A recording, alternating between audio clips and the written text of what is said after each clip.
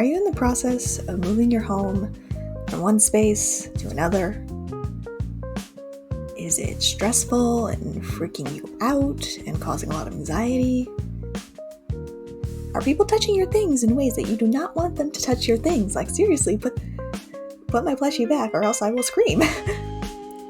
I just went through this myself, having to move a house in the process of a week with help from a lot of movers, and it was a lot. So if you're freaking out, it's really understandable to be freaking out during this process. But luckily, I know that you didn't click on this video just to hear, oh, it's okay to be freaking out. You want some practical advice that can help you. So first, this was my mother's idea, but it's a good idea. Having a day one box with all of your essentials and necessities. So this could be, your shampoo, your conditioner, your earphones, anything that just makes you feel really safe and comfortable. Those can be things that you keep out and really close to you. And if you don't really like other people touching your stuff, the best thing you can do is just pack it yourself and pack it your own way. So that way you know where everything has been and where it will go.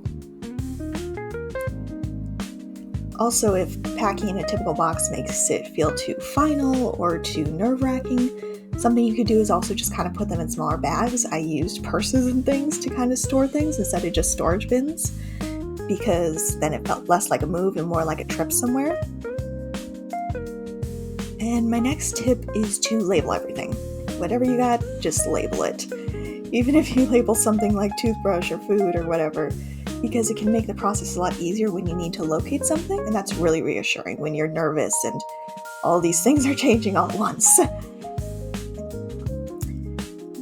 Another tip I have is to try to keep your routine as regular as it was before. So if you shower every morning at 8 or something, try and keep that as routine. So that also goes into having a day one box and just making sure that things are where you're used to them being as best as you can, because this is change, it's stress, it's movement, it's a lot.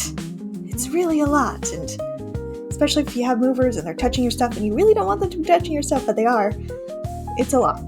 But the best routine you can do is just having a routine in general, even if it's for the removing process. And the last tip I think I would say is just being patient with yourself. It's a spectrum and it affects people in so many different ways. So for example, you might get eczema again, even though you haven't had eczema since 2019, but hey, guess what? It decided to show up.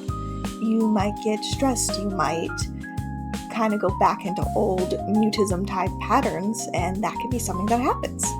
And it's okay, it's just you're stressed, your mind's stressed, your body's stressed, and you're going through all this stress. So it's natural to be a little bit upset and frustrated as all these things are changing, and change isn't always as fun as we want it to be. So that's all for this video. I'm still figuring out my style, as you can see. Bear with me as I figure it all out. And just remember, if you're moving, you're stressed out, it makes sense to feel stressed out. Don't feel like you have to be this perfectionist and keep it all in right now, because it's stressful. And thank you for watching.